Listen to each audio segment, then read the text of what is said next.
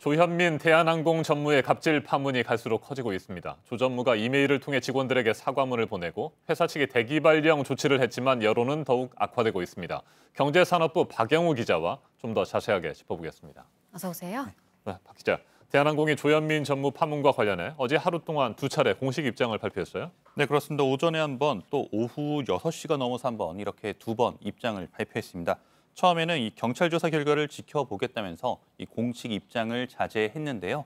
오후 6시가 넘어서는 악화된 여론을 의식해서인지 본사 네. 대기 발령을 조치한다는 이런 내용을 발표하기도 했습니다. 네. 그리고 이런 문제도 또 있습니다. 앞서 저희가 보도를 해드렸지만 조현민 전무가 외국 국적을 지금 갖고 있는데 미국 국적이어서 항공사 등기이사로 재직했다. 이게 이제 불법인 거잖아요. 근데 지금 뭐 처벌할 방법도 없다면서요? 네, 맞습니다. 이 조현민 전무는 대한항공 자회사인 저가항공 이 진에어에 2010년부터 2016년까지 등기이사로 등재가 돼 있었습니다. 네. 문제는 바로 이 그 조 전무의 국적인데요. 조현민 전무는 미국 국적을 가지고 있습니다. 항공사 이 등기 임원이 대한민국 국적을 가지고 있지 않으면 면허를 취소할 수 있는 이 항공법을 위반했다라는 겁니다.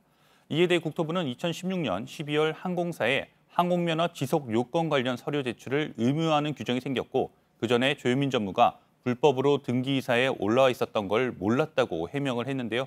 이 부분만큼은 국토부의 좀 명확한 해명이 필요해 보입니다. 네, 지금까지 문제가 됐던 대한항공 총수의 자녀들을 보면 하나같이 초고속 승진을 했어요. 이 과정에서 고위 임원에 걸맞는 경영 능력이나 도덕성을 제대로 검증하지 못했다. 이런 지적이 나오고 있습니다. 네, 조원태 대한항공 사장은 입사 10년 만에 부사장으로 승진을 한 데 이어서 이 지난해에는 사장으로 승진했습니다. 작은 딸인 조현민 대한항공 전무 역시 2013년 국내 최연소 대기업 임원 타이틀을 달았습니다. 이 큰딸인 조현학 하루텔 사장은 승무원 폭행으로 유죄가 확정된 상황에서도 회사에 복귀까지 했는데요. 한마디로 이 부모님의 후광으로 초고속 승진을 한 건데 이렇다 보니 제대로 된 경영 능력 검증뿐 아니라 윤리적인 부분도 제대로 확인하지 못했다는 지적이 나오고 있습니다. 네, 그래서 지금 비난 여론이 일고 있습니다. 이렇게 계속 대한항공을 놔둬서는 안 된다. 이런 목소리인 것 같습니다.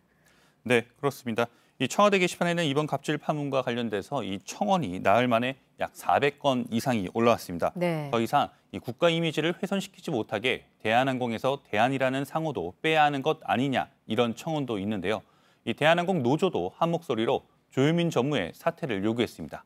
일반직 노조와 두 조종사 노조가 함께 공동 성명을 낸 겁니다. 네, 경찰이 조만간 이 조현민 전무도 직접 소환을 해서 조사를 한다고 하니까요. 지켜보도록 하겠습니다. 경제산업부 박영우 기자였습니다. 잘 들었습니다.